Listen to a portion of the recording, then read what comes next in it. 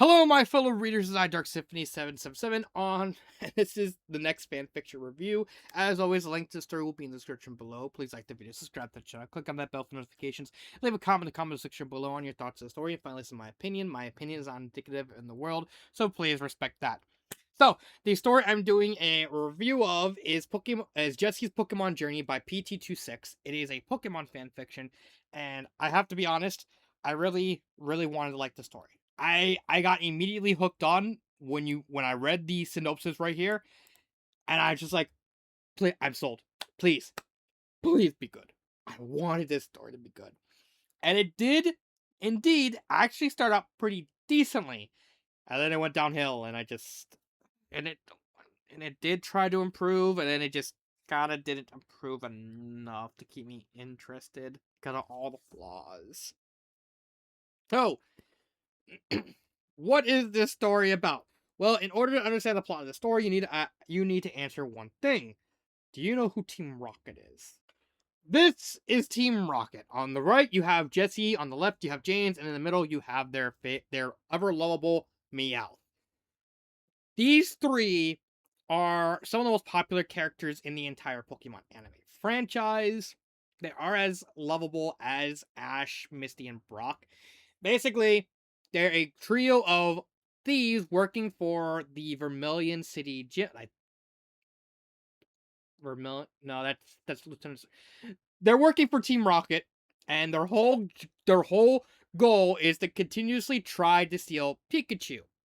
Because in universe, the reason they have, and yes, there is an actual in universe reason, is Pikachu being the mascot of Pokemon is a freakishly abnormally strong for a Pikachu. So they recognize that and they spend literally every single Pokemon anime until Ash becomes a Pokemon Master trying to catch Pikachu. That's basically their big job and what they constantly try to do. Not every appearance they have is them trying to steal Pikachu. Sometimes they'll steal other Pokemon. Sometimes they'll try to do a scam. But for the most part, they're trying to get Pikachu. Now, this story comes up with a very intriguing premise. What if instead of Ash, Brock, Misty, and Pikachu are replaced by Jessie, James, Meowth, and a girl by the name of Domino? Let me actually get a picture. This this chick right here. This chick right here is Domino. She replaces Misty, and more or less the plot of the story is just a redux version of the very first Pokemon anime with Jesse James and Meowth just traveling the Kanto region trying to become a Pokemon Master, get the 8 badges, go to the Indigo Plateau, and win a big tournament. That's more or less the plot. Now, to explain why this feels very different from every other generation, it's because the first generation anime of Pokemon didn't really follow a sort of fully narrative structure. It was very much episodic by nature. And that extended not only in Gen 1, that also extended into the Orange Island arc, which is like its own little mini season, and also Johto. It didn't really start getting like full narrative cohesion and like a more structured layered narrative until Gen 3 when they get to Sinnoh, which is no Ruby and Sapphire Gen 3 and all that. And so the author does like a very very simple thing and just makes all the chapters very episodic in nature, which I can respect. The author is trying to go for deliberately like a very goofy, cheesy, retro uh vibe for the story, at least at the beginning. Like you have in like when they introduce the Team Rocket team in this story, which is actually Cassidy, Butch, and a character named Mondo. I never actually heard of Mondo, but I know Cassidy and Butch. Their whole thing is that they're rivals to Jesse and James in the anime. They're just two Team Rocket teams. It's like, we're more successful than you, and they just keep failing anyway. Uh, But in this story, they're introduced as the main group that constantly follow Ash, that constantly follow Jessie and James and Domino. And they actually pull out guns, like, because guns is like a what? This one is an actual thing that appeared in Pokemon anime. And Butch actually keeps cocking it as like there's moments like throughout that episode is like, oh, Butch just pulls up the gun near his head and cocks it. It's like, oh yeah, you're referencing reused animation, which I admit pretty dang clever. I like how it incorporates certain elements, like just very cheesy, very goofy. Like it's a running gag throughout the entire story that anyone like does anything to piss off a Magikarp, it just immediately evolves into a Gyarados. Still pissed off for the person that pissed it off, and just like, yeah, you Hyper Beam now, and pray you survive. It's actually how Jessie actually gets James to go with him. James is fully in for Brock because Brock is like wandering Kanto, just kind of doing his thing. James first beats Jessie. Jessie realizes I need to find a water type. She gets a Magikarp. Doesn't realize that Magikarps are pretty useless until they evolve into Gyarados. Throws out the Magikarp against Geodude. Geodude kind of just tosses Magikarp to James. James was like laughing at it. Kicks the Magikarp back onto the arena. The Magikarp gets hose mad. Turns into Gyarados. One-shots the Geodude.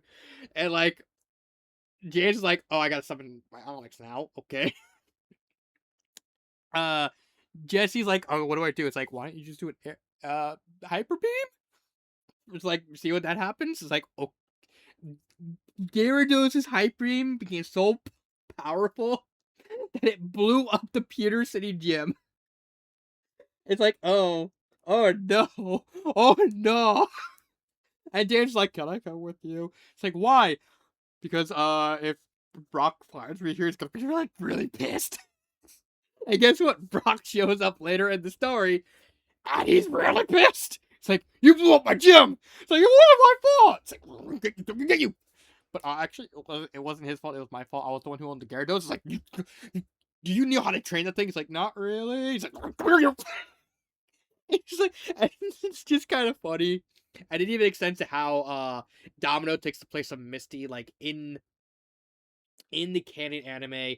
Ash actually destroys the bike because they're getting him and Pikachu are getting chased by an army of Spearow, and he asks Pikachu to kind of use a Thunderbolt to kind of just get them away from him. That's implied how it's implied that's how Team Rocket finds out about how Pikachu is frighteningly strong. They actually kind of see the Thunderbolt from far away while they're doing something. But they do it is implied they actually saw the Thunderbolt. I just can't remember when they did it, when they revealed that. In this story, Jessie is chasing after an Elekid. Yes, I'm well aware Elekid is native to Johto. There's actually an in-universe reason because geographically, Johto is actually connected to Kanto. I think there's like a big mountain range that separates the two regions. So there's actually an in-universe reason why like an Elekid would kind of show up in Kanto because he can just wandered in, you know.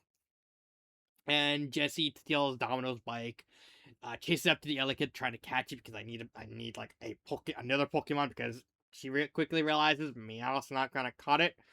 Elekid tries to defend herself by throwing a lightning bolt, a thunderbolt at Jessie. Jessie has to get off push herself off the bike, which fries the bike. Otherwise, she would have been like seriously hurt. And she eventually, when she captures the Elekid, Domino shows up, says, "You destroyed my bike." It's like, what? But he tried to hurt me. Stop throwing my bike. I'm gonna. No, you're gonna owe me for that bike. Okay. Basically, they eventually join up, and eventually, the Elekid becomes technically Jessie's Pikachu. She does get a Ponyta, which turns to Rapidash, and that kind of becomes her Charizard. And the story kind of follows like a very episodic feel to it, and involving like put like everything involving like the original anime, like going to like each region. She even loses to Sabrina twice because Sabrina's just freakishly powerful. And incorporating like certain elements from like from future generations, like when Sabrina summons out Mr. Mime, Jessie actually pulls out the Pokédex, scans Mr. Mime, and it says, "Oh, Mr. Mime is a psychic, but it's also like a It's also another type that's not native to this generation, native to this region," referencing the fact that later generations actually had Mr. Mime become a fairy type. Uh, which I think is like a pretty neat detail, and I like the little moments like the Garrett, like the Magikarp running gag, and a lot of attempting to adopt the anime aspects of Gen 1 in like very quirky ways. I think those were as well done as you could really handle. What is not good is the Pokemon. Is the author also adapting a lot of game mechanics, and as much as I like the author adapting the anime aspects of this, because I think the anime aspects of this story up to this point, because I actually didn't spoiler alert, I didn't actually finish the story. I got as far as Jessie beating Blaine, because uh, the author wasn't really improving enough to make me want to continue reading the story. Because my original plan was, oh, just go until like Jessie beats finish the story. And then once I realized the quality of the story, I'm just like, okay, I'm just gonna get until Jessie gets the 8 badges. And Blaine is technically the 7th badge, so I was almost where I wanted to end. Uh but then there's also like adapting 2 movies. Like it adapts the first Pokemon movie, and then and at the end it strangely adapts the second Pokemon movie, which takes place during the Orange Island, which doesn't really make a lot of sense. I'm assuming that this is all just it is technically like a redux version of Pokemon 2000. I'm only guessing because like, oh, Team Rocket's secret base, so I don't fully know if it's referencing that or if it's referencing some parts from the games.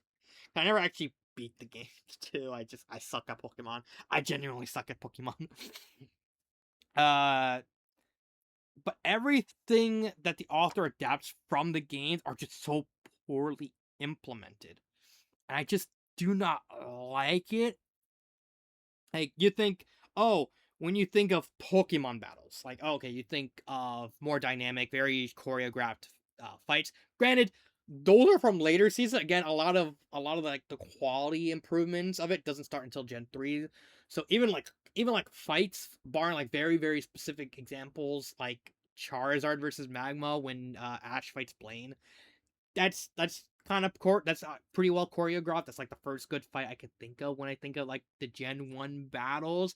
Maybe Ash versus Surge, but that would be it.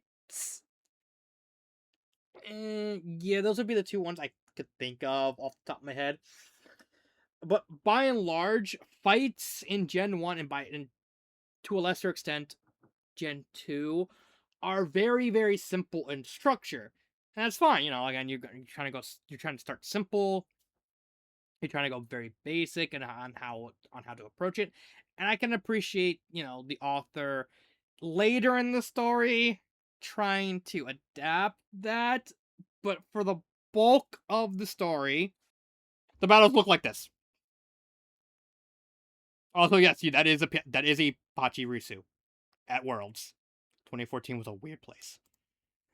it, it's such a weird decision to have the bulk of the stories instead of like even like very simple choreographed fights. It's just they summon the Pokemon, they just stand there saying meow, use scratch. Okay, they do the scratch, they do they attack, then they go back to their spot, and then it repeats like a RPG battle. It's like, that's so bad. And it's like, oh no, I was liking this story enough, and then it did this. Oh no. And I legit tried to tough it out. I tried to tough it out. It's like, okay, as long as it's not as long as it's just the battles, I think I should be fine. It's like, okay, the battles are just that one, the battles were just that bad, and two, as the story went on, the author decided to just implement more and more game mechanics, like like protect like light screen lasting 5 turns, sleep lasting several turns, which makes no sense if you're trying to adapt the anime because here's the thing when it comes to like Pokemon, the anime versus the games, they diverge so much in terms of how certain things are done. So light screen, like okay, light screen gives you a buff and like special defense for 5 turns in the games, but in the anime, it's kind of reflected by like I guess you could say like a glow around the Pokemon. I think that's how it's adapted. And it just kind of stays around the Pokemon until like a certain amount of time has passed, and then it just naturally goes away. But that's not how the author does it. The author does it with like halfway with like the aura, but they still maintain the 5 turns, which is so it's just so bad. And I can't blame the author fully for this because again, it is a fight. And fights are not the easiest thing to write. Even as something as simple as like the simplistic fights in Gen 1, using like having the battles play out like the games is a clever shortcut to try and circumvent the fact that the author's probably not familiar with how fights and how choreography works. I want to actually offhanded, I'm actually planning on doing a video talking about fights in literature as a whole and kind of show why they tend to get messed up, but that's going to be in the future after work season, after my job season ends. Point is, I understand why the author did this because fight scenes are one of those things that you're either good with or you're not good with. I get it. And even like near the end where I reached the stopping point with like Blaine, the author was making strides of trying to anime esque the battles more and more. Which, I have to give respect to the author for at least trying to improve on the fighting, especially like Jessie versus Blaine, because it has like a little mini story where Jessie has a Rapidash. It's technically the closest thing to she has to an ace Pokemon would be her Rapidash, maybe Electabuzz. But at that point, she gets out Rapidash because Blaine is gonna do like I'm gonna do 1-1-1 fight. Rapidash was determined to have the fight be against the Magmar because a Team Rocket executive had a Magmar and one shot Jessie's and went the Rapidash. So the Rapidash wanted revenge via proxy. Like I know this is not the Magmar that kicked my ass, but I want technically revenge, and so you're just gonna have to do. Uh Blaine and Jessie, they kind of go at it in the first battle, and it's a very very simplistic, very simple, basic choreographed fight. It's a far cry from what happened earlier in the story with like the whole game mechanics. And again, I have to give the author credit for improving on the fights. The first fight actually ends with Rapidash actually getting stuck in the wall. It tried to do Horn Dash. Jessie tries to tell Rapidash to kind of get out of the hole. Rapidash gets out of the hole, like pops the horn out of the hole, but the horn breaks, and the shock of the horn breaking actually causes the Rapidash to faint. And so they had to get the Rapidash to the hospital. Blaine says you don't care about Pokemon because Blaine's kind of having a existential crisis on wanting to not believing that that trainers want to care about Pokemon anymore. They just want to battle for the sake of battling and actually not see each other as friends. And Jessie manages to convince them that I do care about my friends. And so we get the rematch, and Jessie's doing this not for the gym the badge. I think it's like sort of implied that that even if Jessie won, she probably wouldn't accept the match because she's doing this for Rapidash. Rapidash is in the hospital, has the horn taped up and glued. Blaine sends out the Magmar.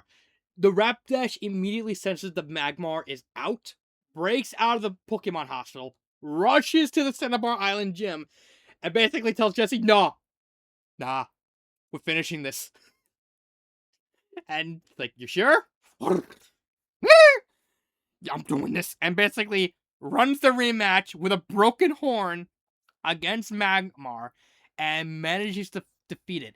It's very simple. It's just a very basic little arc with Rapidash, wanting to prove its worth, that, it can, like, Jessie can rely on it, and eventually comes out on top and earns Jessie the badge.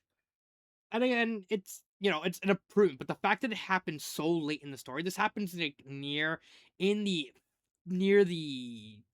chapter 50.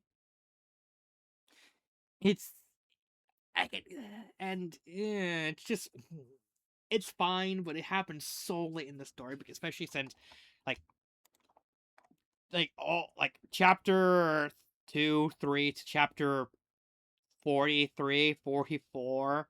No, until like 46. That's when they improved the battles.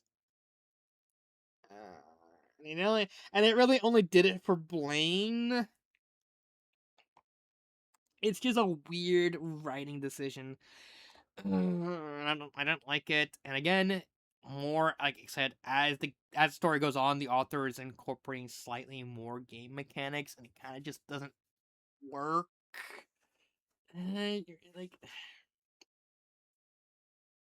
it's not even like telling some like the plot point of some of the episodes. Like there's a chapter with like a Farfetch who likes uh that likes like female trainers, and the Team Rocket captures it, and it's like, oh, it looks like the Farfetch want to go with me. Like, yeah. And then the trainer that like owned the Farfetch is like, wait, can I say something before you go? It's like, sure, we'll let you have the word. And like the trainer took off his head. It has a bun. She looks at the guy. It's like, I'm a girl. Like, I'm sorry, what?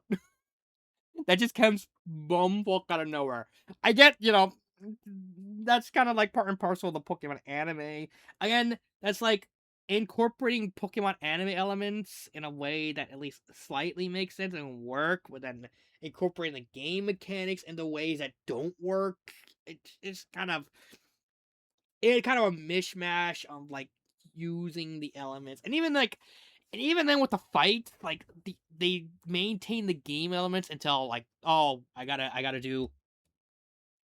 do anime stuff, so they just randomly do anime stuff when they feel like it. So even like the Pokemon battles are like largely inconsistent, and it just doesn't work. And that kind of extends to the characters, because you have Jessie, James, Meowth, and Domino, which are functionally fine, but they're very flat characters.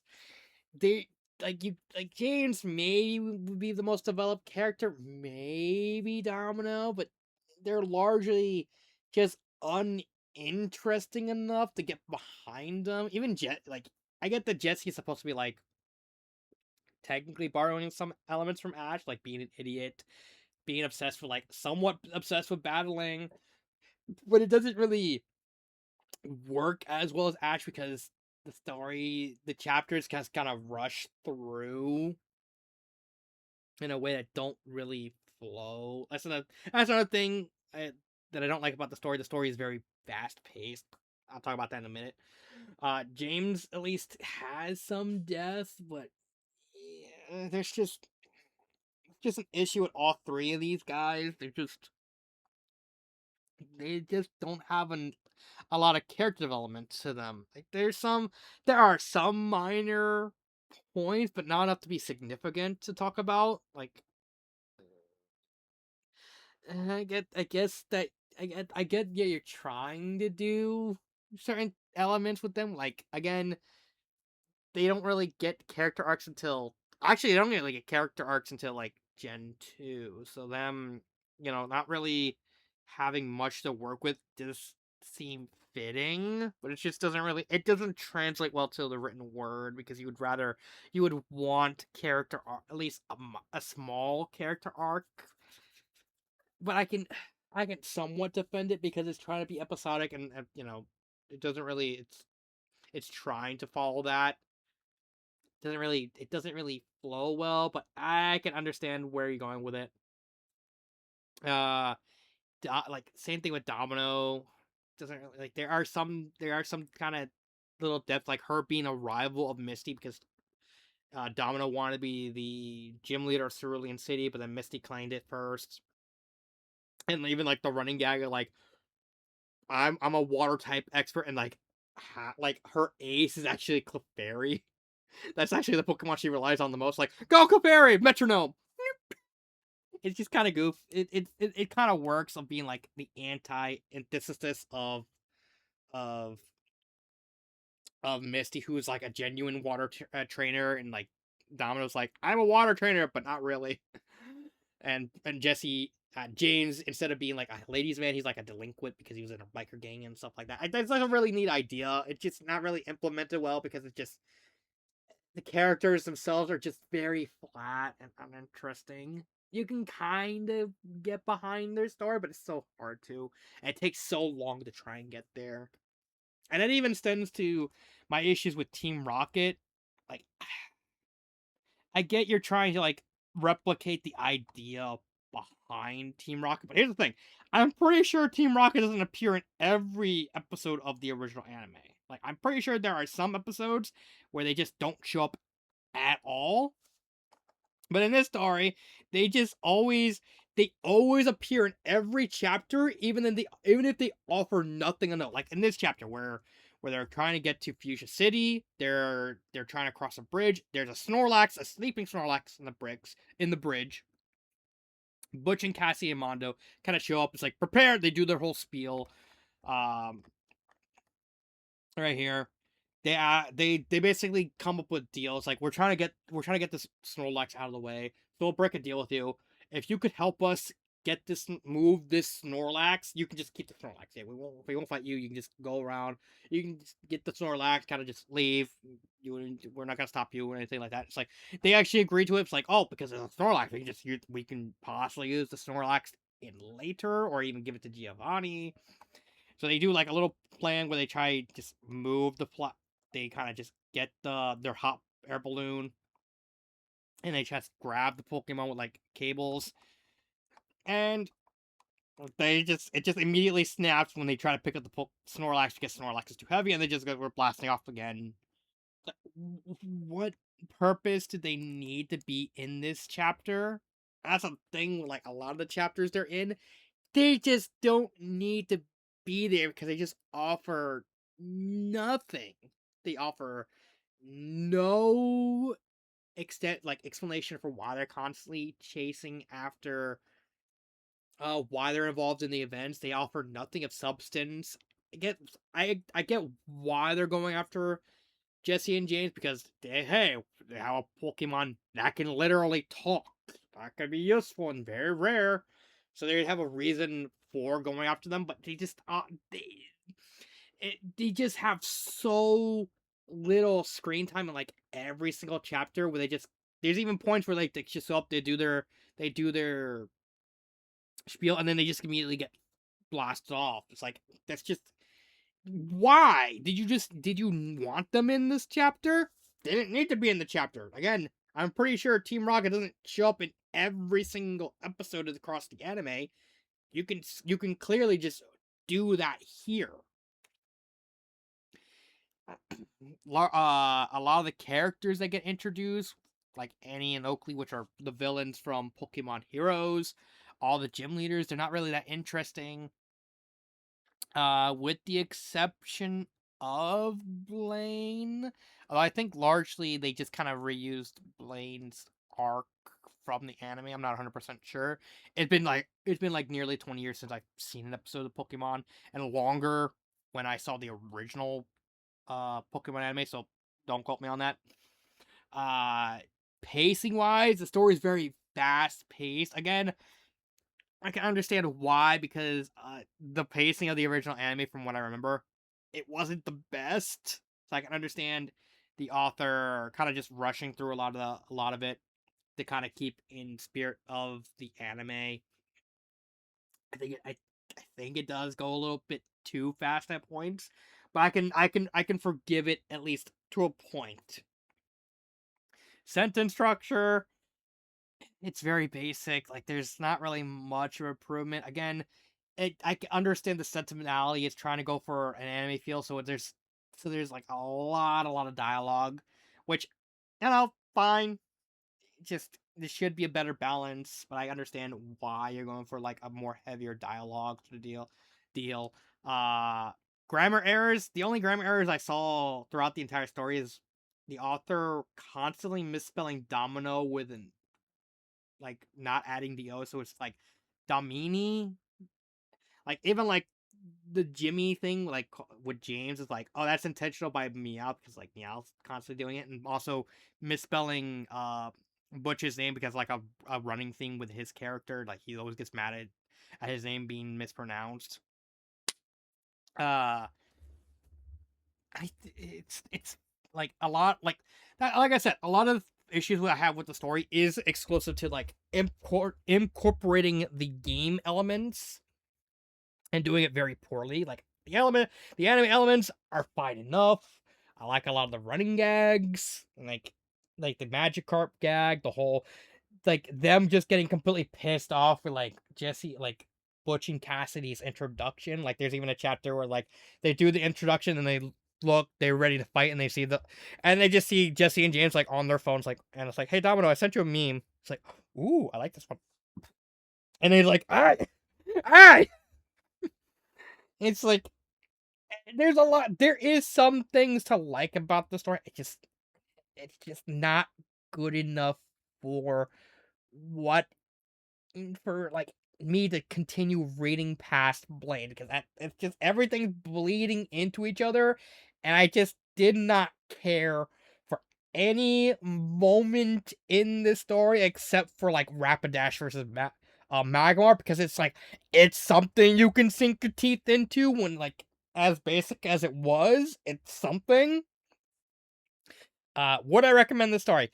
No, I can't. As much like I, I'm seriously understanding the fact that I really wanted this story to succeed. I really, really wanted to like the story. I really wanted this story to do well. It just went so pear shaped so quickly.